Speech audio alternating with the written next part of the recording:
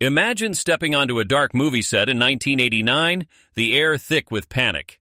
A young director is crying in the corner. The star is having panic attacks inside a rubber suit that feels like a coffin. Another star, painted white with a permanent grin, is laughing maniacally between takes and refusing to break character. The budget is bleeding millions. Executives are circling like vultures. And somewhere in the chaos, a single leaked studio memo exposes it all. This film, the one that would change everything, almost died before anyone ever saw the bat symbol light up the sky. It started with one man's impossible dream. In 1979, a 25-year-old producer quit his safe job, emptied his bank account, and flew to Los Angeles with nothing but a wild idea. He wanted to make a Batman movie that wasn't bright, wasn't silly, wasn't the dancing POW zap nonsense people still remembered from the 60s. He wanted shadows, pain, a hero who bled behind the mask. Every studio laughed him out of the room. Batman is a joke, they said. Robin Hood just bombed. Nobody wants your Dark Knight. Doors slammed for 10 straight years. 10 years of no. 10 years of being told his idea was garbage. But he kept knocking. Hollywood only saw the old TV version. Pastel colors, goofy villains, Adam West winking at the camera. That image was burned into their brains. Even when Frank Miller dropped The Dark Knight Returns in 1986, a brutal grown-up story about an aging, furious Bruce Wayne dragging Gotham out of hell, most executives still shrugged. Nice comic, still never going to be a movie. Then something shifted. The comic sold like crazy. Suddenly, the studio that had ignored him for a decade was on the phone. They dusted off his old script, hired a quirky young director famous for a kid's comedy about a man-child on a bicycle, and told the world, "We're making Batman serious." And the world lost its mind. When they announced the star, a short comedic actor with kind eyes and zero muscles, fans revolted. 50,000 handwritten letters flooded the studio gates, actual paper letters, because this was before the internet. People tore down posters, petitions circled. One comic writer sneered, "If that guy stepped out of an alley in the Batsuit, I'd laugh, not scream." Even the Wall Street Journal ran a front-page story asking if the studio had gone insane. The young director felt the walls closing in. The lead actor could barely breathe inside the suit. And the man playing the clown prince of crime? He was rewriting his own lines on the morning of shooting, demanding final cut on every poster, and negotiating a paycheck that would one day make him richer than most studios. If this story is already hitting you, do me a favor, share it with someone who loves movies. Because what happened next is almost unbelievable.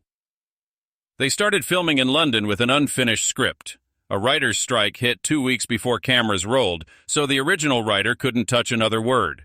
They flew in a new writer who literally rewrote scenes the night before they were shot. Pages arrived on set in different colors: pink, blue, green, yellow, each color meaning, throw out yesterday's lines, here's the new ones.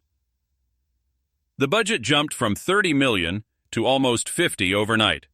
The producer, a former hairdresser with zero fear and too much ego, secretly spent $100,000 building a massive cathedral tower nobody had scripted. The director walked onto set one morning, saw it looming there, and nearly had a breakdown. They had no ending, none.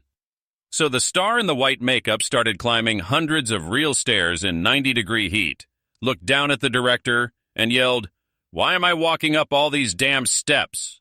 The director, 30 years old and drowning, shouted back, "I'll tell you when you get to the top."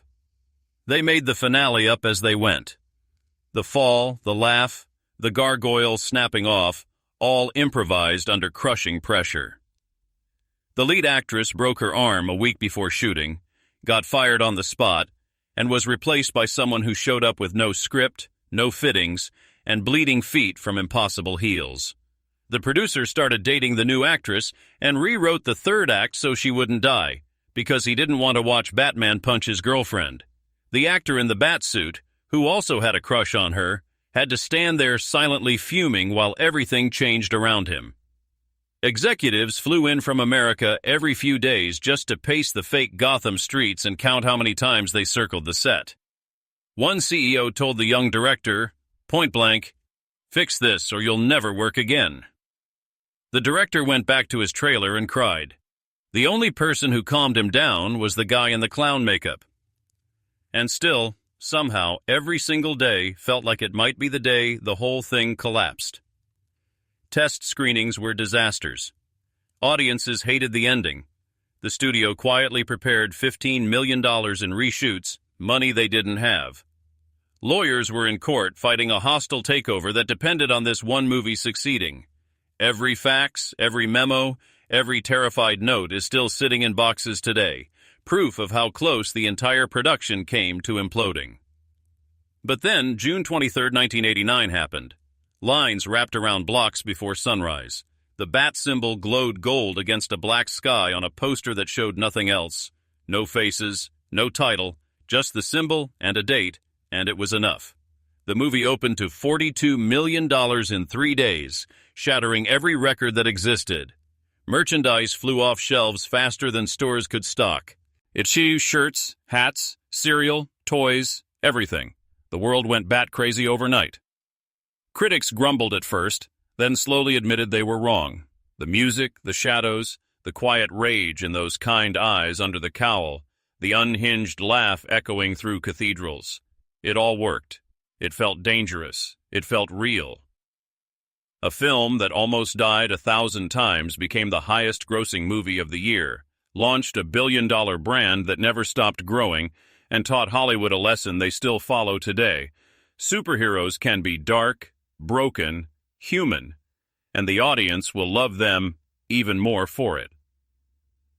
Michael Keaton's Batman didn't look like a superhero. He looked like a man carrying too much pain to ever take the mask off.